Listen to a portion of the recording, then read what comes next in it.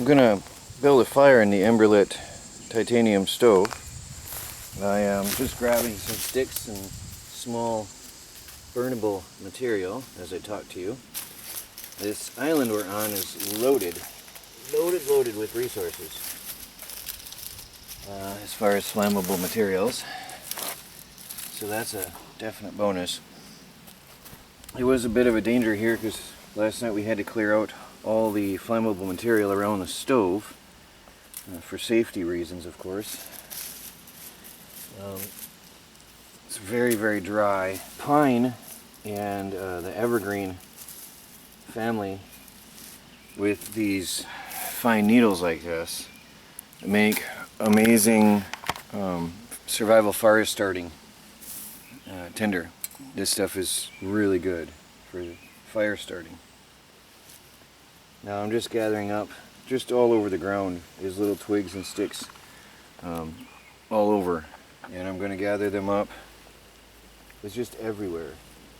So if you do have a shelter in an environment like this, you have to be mega careful that you do not accidentally start the forest on fire, because it's literally a tinderbox. This is a pure tinderbox here. So I'm just going to grab a handful of pine needles and stuff them in there. Alright, I'm just going to cover the bottom of this with the dry pine needles.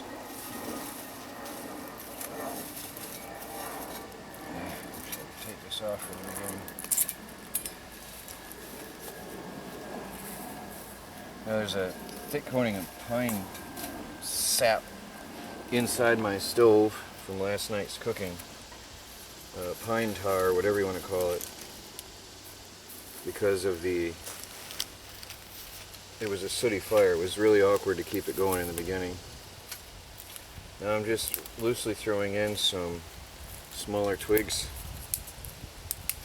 pine twigs on top. Oh, thank you. My assistant just gave me some good dry stuff to start the fire with. So this is the Emberlit titanium stove that I got from Buggin' In last year, and I do enjoy it. It is my ultralight backpacking stove now because you don't have to carry any fuel with you. It folds up flatter than a pancake, and it's just really convenient. Wherever there's fuel available, then you have a fire. So I really love this Emberlit stove. I'm going to show you, though, that there's a way to use it. There's some issues with using it. My camera recording? Yeah. And I'll show you how to maintain this stove and keep it going, because it's not just a simple light it and leave it type of a deal. Now those pine needles really burn well. That's a great fire starting material. So if you're walking through the woods in a survival situation, you would pick up anything like this that you would find on your path and stuff it into your tinderbox. And you would carry that with you as you go along and on your trails. And then whenever you get to a place where you may not have some good tinder available, then you haul that out and you have it right there. I'm covered in this sticky sap. Now my fire is going. See how easy that was? Very, very quick and easy starting that fire.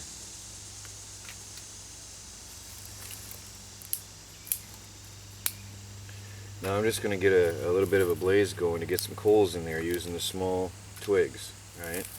And then after that, I'm going to start feeding sticks in, and I'll show you how this is properly done. But I just got to get a good bunch of coals in the bottom right now.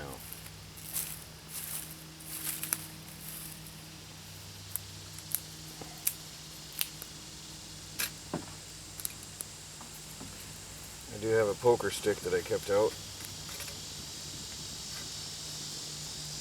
Also, when you're using this stove, you've got to make sure that it's in a safe area, that you've scraped away all flammable materials from around the front and back and sides and from underneath. Make sure that if any embers or coals get away from you, that you're not going to burn down the forest. You got to work safely. I did a little bit of a careful pre-burn around the area, and then I put a little bit of water in a ring around that last night. And then I watched it very carefully to make sure that nothing would get out of control here on me.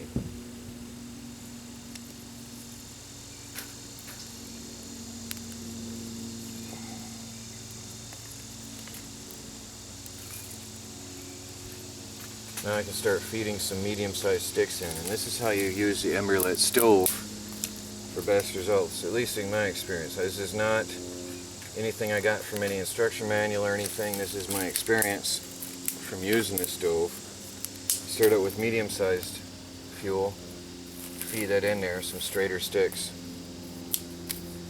Feed them in there and get them burning.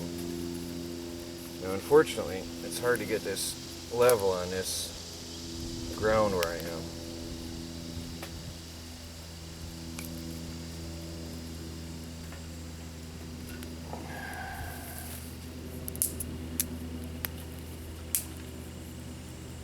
The problem with the pine is it just has this resin, coats everything. Okay, I got a good fire started here. My faithful assistant, could you please give me that silver bowl, minus the contents?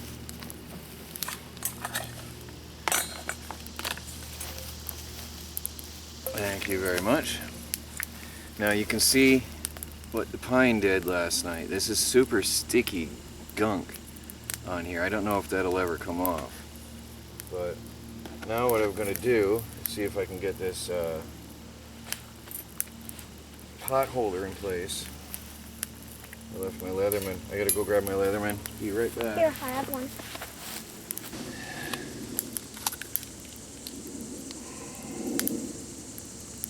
My antique Leatherman.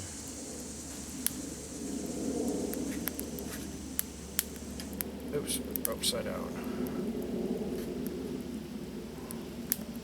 That's a good fire right there. It's a real good fire now.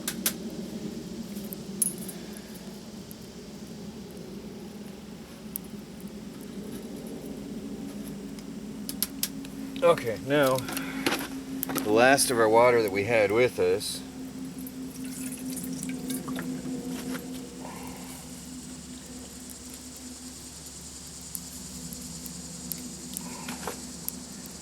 I'm gonna heat up some water for my morning coffee here, although it is lunchtime. And anything else, we're going to have to be using the survival straw, which I have here, by the way, so that'll be a review. I've got an Aquamira survival water straw, water filtration straw, which I'll be demonstrating out here in a bit because we're running out of fresh, clean water. And water is essential to life. And in a survival situation, it's one of the most important things you can have on hand. Clean drinking water, that is. So we'll be getting that out in a little bit here.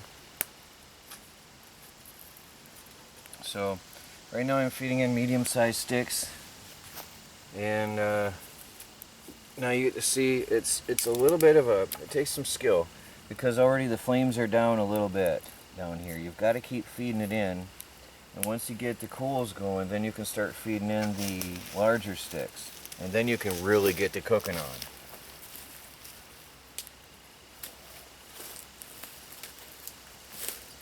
Now, I did a short review of the Emberlit last year with bugging in, but I had no real experience with it. And honest truth is it took us a long time to cook our meal that day. Now I would say that I have a little bit more experience and skill with the Emberlit stove, the ultralight titanium stove from Emberlit. And I should be able to get a quart of water boiled in just about the same amount of time you would with a normal stove, minus, of course, the preparation time involved with preparing the fuel. Thank you. Next, we're going to have a little bit larger twigs. My assistant is bringing them over.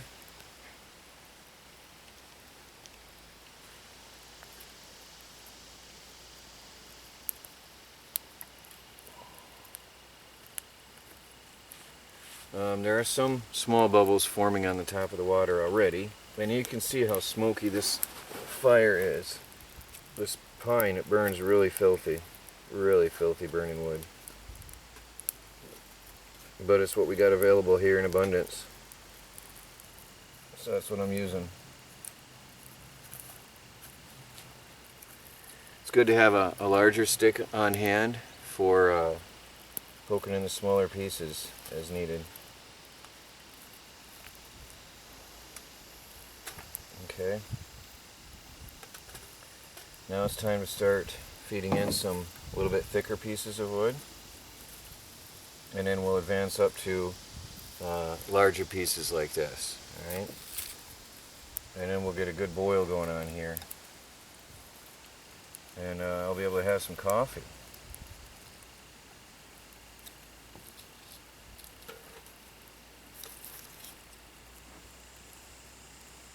So the water is steaming. I'm not sure if you can see that now. The water is already steaming. So we are getting some heat in here. And it's a good stove. It's definitely for ultralight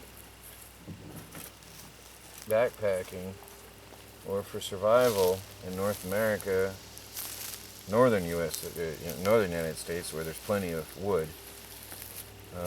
It's a great stove, because I don't think I'd ever find myself in a situation where there wasn't wood available in the areas where I live or where I'd be bugging out through.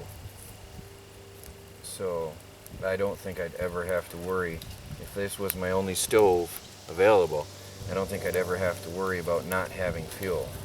Whereas if you had any kind of a stove that requires some kind of fuel, whether it be tablets or liquid fuel or whatever, eventually you're going to run out. Oh, you got something big. Yes. One of the boys got a big fish. What do you got? He's huge. I'm going to pause. Oh, no, he's got a big mess of seaweed.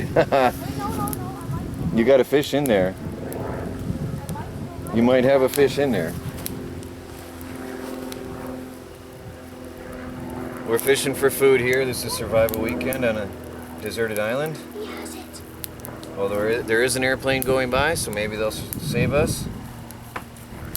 Although I'm not sure if we want to be saved. We're doing all right. Our breakfast is going to be at 12, but that's all right. I've already caught us 3 fish this morning, and we're going to eat pretty soon here. The boys are fishing. They're determined to try to get their breakfast. I've got enough for all of us anyway, but they're determined to catch their breakfast. Well, after my cup of coffee, regardless of what we got, we're going to start cooking. Oh, you got a baby. Oh, well. Yeah, that's not a keeper. We saw a big bass. Yeah, that big bass has been teasing us.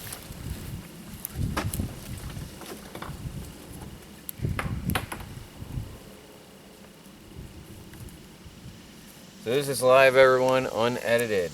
I am boiling water to have my coffee. As you watch, well, how much time do we got here elapsed?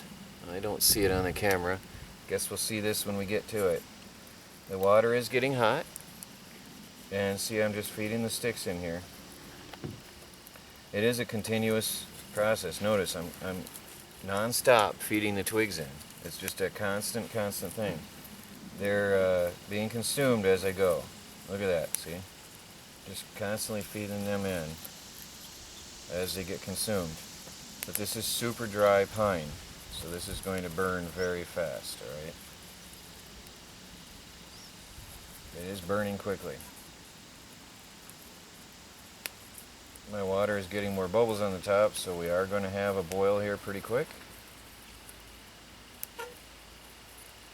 I'm going to have a cup of coffee pretty soon.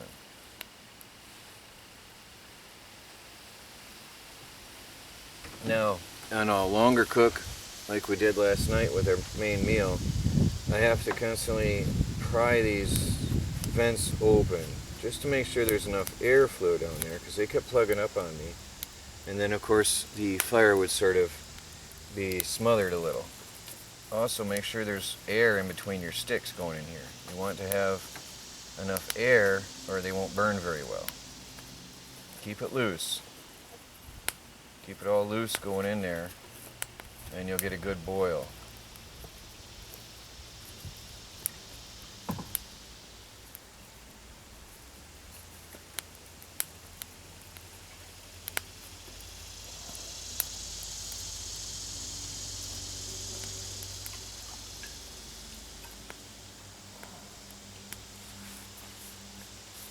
So, getting more bubbles coming in now. They're starting to come up to the top.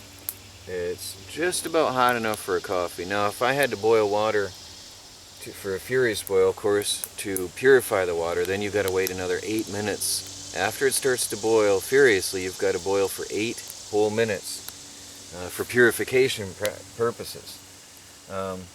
In this situation, we did have some water with us. I think we had maybe a half a gallon to a gallon combined between us all. Yesterday when we got stranded on this island, and later on I'm definitely going to have to pull out the filter, the water filter. Alright, I'm getting a nice boil going on. We're getting going to have a boil going on here pretty soon.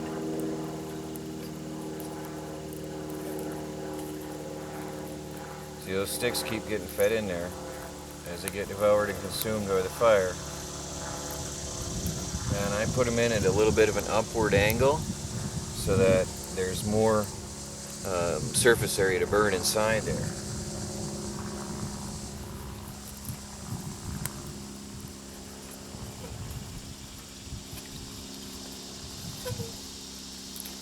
They are getting consumed pretty rapidly in there. Look at that.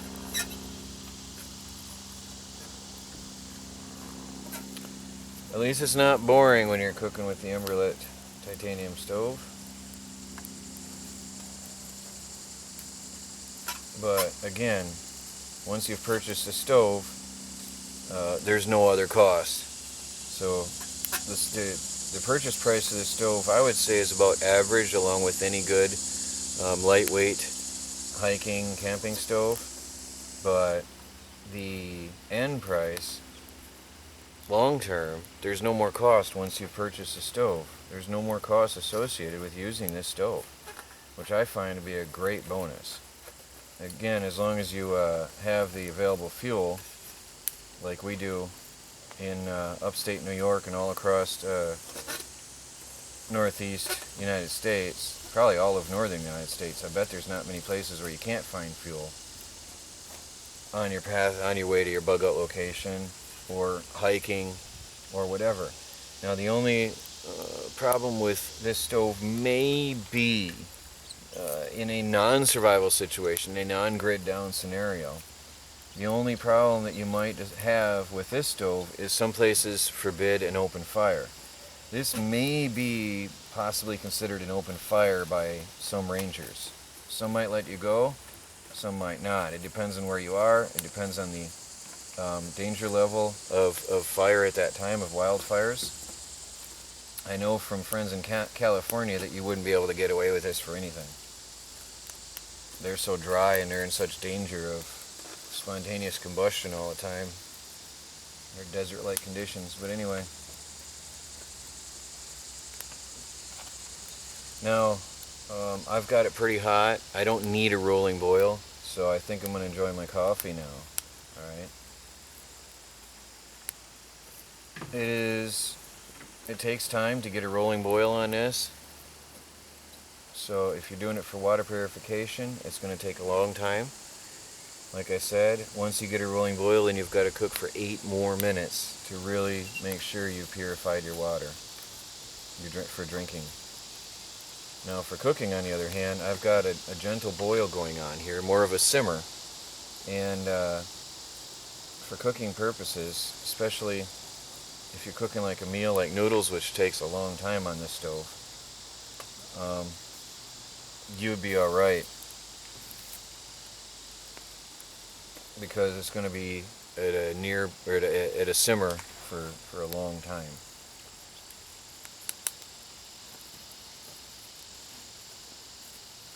But there you have it, everybody. There's the Emberlit camp stove, the Ultralight titanium stove, which is now, from now on, a permanent part of my bug out gear. It goes wherever I go, and it's zero cost. It's just using twigs. There's a bit of a breeze going on now, so my boil is going down a little bit. That's fine. I'm gonna have my coffee, so I'll catch you all later. Tori from TR Tech Tactical and Survival. Well, after 2 days of adventure on the island, the Emberlit packs up nice and neatly. The Emberlit titanium wood stove. You can see it next to my hand. It's very small. It's very thin, and it packs away very neatly. And this is going back in my bug out bag to stay.